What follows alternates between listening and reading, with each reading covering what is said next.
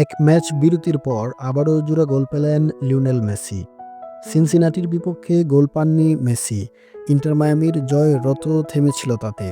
ওই হারের পর আবারও পুরনো রূপে হেবিয়ার ম্যাচ চালানোর দল। এবার গোল পেলেন মেসি, মিয়ামিও পেল ৫-১ ব্যবধানের বড় জয়। মেজর লিগ সকারে রেড বুলস অ্যারেনায় নিউ ইয়র্ক রেড বুলসকে গোলবন্যায় ভাসিয়েছে ইন্টার মায়ামি। এক ম্যাচ বিরতির পর জোড়া গোল পেয়েছেন রেকর্ড গড়া লিওনেল মেসি। দুটি গোল করেছেন তেলাস্কো সেগোবিয়াও। বাকি গোলটি এসেছে জর্ডি আলবার পা থেকে। রেড বুলের হয়ে একমাত্র গোলটি করেছেন আলেকজান্ডার হ্যাক। ঘরের মাঠে বল দখল, গোল শট, আক্রমণ প্রতি আক্রমণের কোথায়ও মিয়ামির সঙ্গে পেরে ওঠেনি রেড বুলস। ৬৩% বল পায়ে রেখে মেসি বাহিনী গোলে শট নিয়েছে ২১ বার, লক্ষ্যে ছিল ৮টি। গোল এসেছে যার ৫টিতেই। রেড বুলস ১১টি শটের ২টি রাখতে পেরেছিল গোলমুখে। দুমড়ে মুচড়ে দেওয়া এই জয়ে ইস্টার্ন কনফারেন্সের পয়েন্ট টেবিলে ৫-এ উঠে এসেছে মিয়ামি।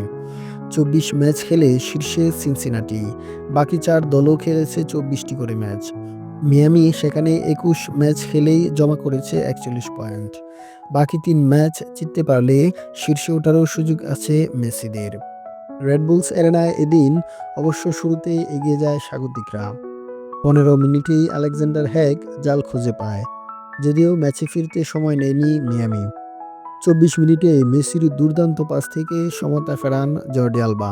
এরপর দাপট দেখিয়েছে মিয়ামি।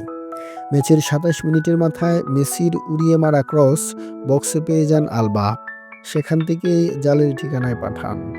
এরপর তেলাস্কো সেগোবিয়া প্রথমার্ধেই যোগ করার সময়ে ব্যবধান দ্বিগুণ করেন তেলাস্কো। ৩-১ ব্যবধানে বিরতিতে যাওয়া মেসিরা আক্রমণের ধার বাড়ায় আরও। ৬০ মিনিটের সময় নিজের প্রথম গোল করেন মেসি। সার্জিও বুস্কেটসের লম্বা পাসের বল নিয়ে দারুণ এক দক্ষতায় গোল করেন মেসি। ১৫ মিনিট পর আবারও ম্যাজিক দেখান মেসি। দারুণ এক ভলি পুক দিয়ে ঠিকই পরে পরাস্ত করেন স্বাগতিক গোলরক্ষককে।